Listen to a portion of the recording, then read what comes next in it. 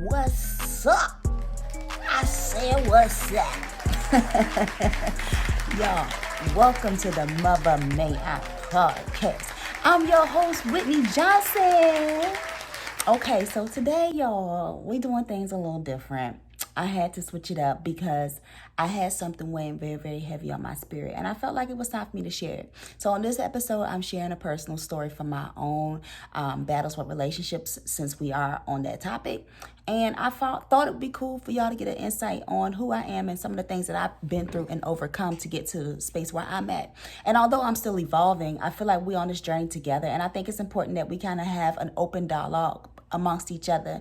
So this is me kind of just opening up to you guys. We're going to talk more about that in the Motherhood Circle. You can join us at the Motherhood Circle on Facebook. So let me shut up and stop talking. Let's get it.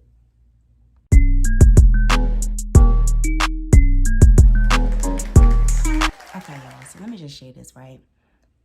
I didn't grow up always thinking I was beautiful. I didn't always grow up thinking I was pretty, smart, intelligent, none of that. I didn't grow up feeling that way about myself, right? In fact, I thought I was ugly as fuck, okay? I did not like taking pictures. It was hard for me to accept compliments.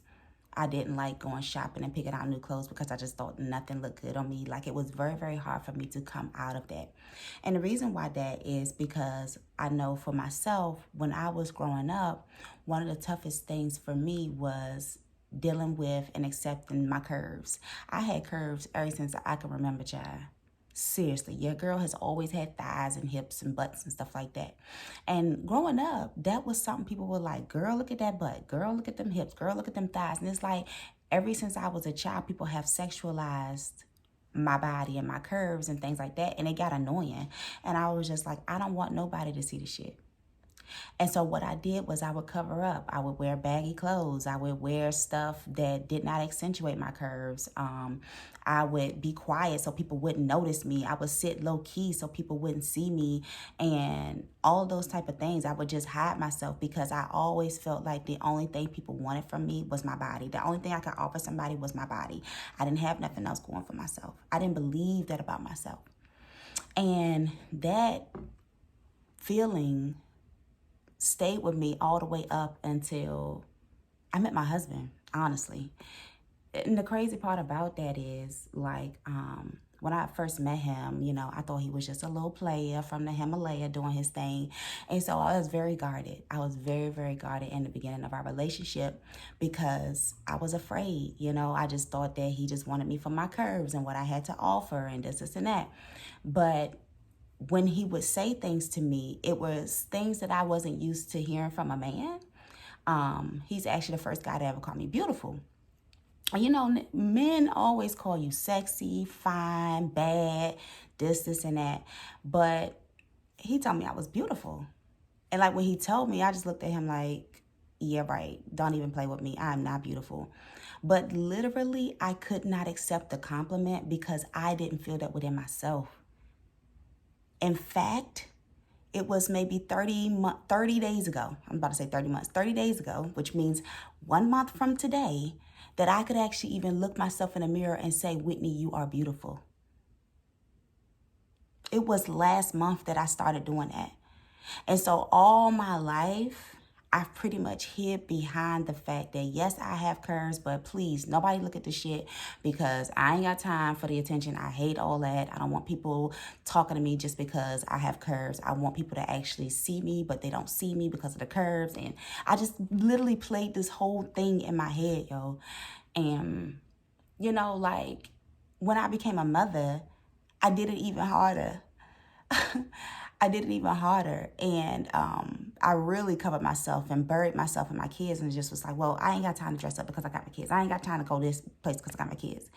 And it's like, we have to realize the importance of the things that we are teaching our kids outside of, the ABCs and the 1, 2, 3s. And I talked about this earlier this week on my Instagram. If you're not following me, you can find me at WBH Johnson on Instagram.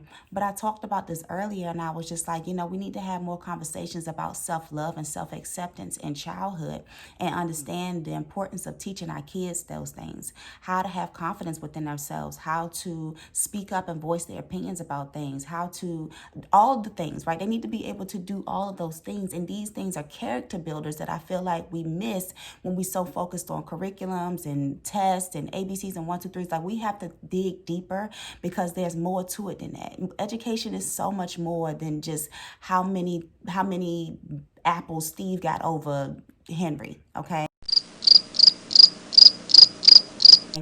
And so because life is so much more bigger than that, we have to equip our kids with more than just the educational tools. They also have to have the character tools also.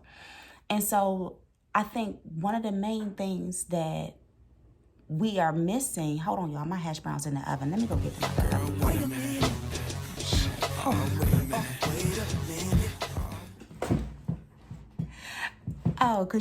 Oh, you thought I was going to burn them?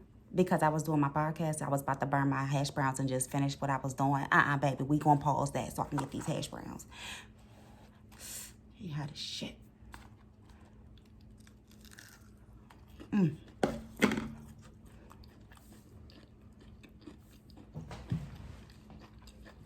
Okay. Let me just get some coffee. I'm coming right back, y'all, because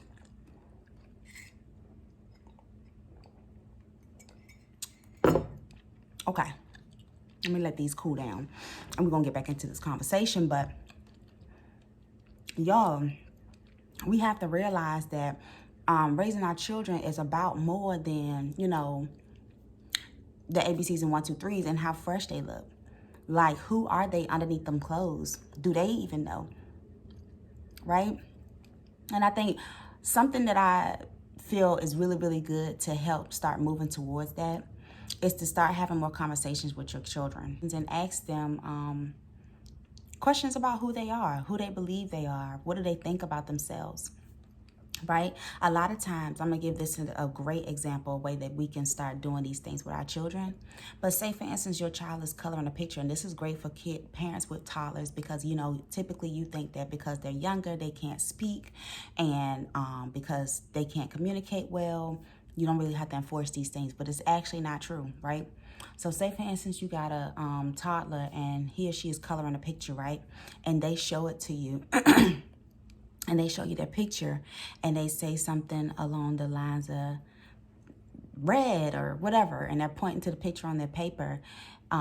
Instead of you telling them that they did a good job, one thing that you can do is, what do you think? How did you do? What did you do on this picture? And instead of you telling them, they're telling you.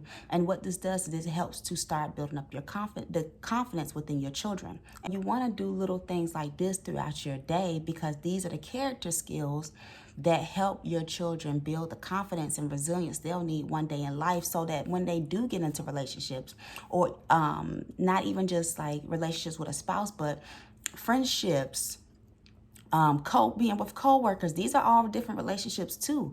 And when you're in these type of relationships, you need to have confidence and boundaries in place with those people. When you at work, work stays at work. Work don't come home. That's a boundary. When it comes to friendships, there's certain things you cannot do, and vice versa. Whatever those things are, put the boundaries in place with your friends. These things are important. And so in order to get to that point, these are the things that we have to start teaching and supporting our children with. Period. Okay? So that's it. That's all I wanted to say. Like, you know what I'm saying? And I'm about to go enjoy my hash browns and coffee while my kids in bed. And I'll see y'all next week. Girl, Bye. Wasn't that episode dope? I'm trying to tell you, continue this same conversation. We keep talking about these same topics, boo. Join us in the Motherhood Circle on Facebook. Meow. Say yeah. Say yeah. Come on, say it. Say yeah. Y'all heard him? Yeah. Meet us in the Motherhood Circle. Meow.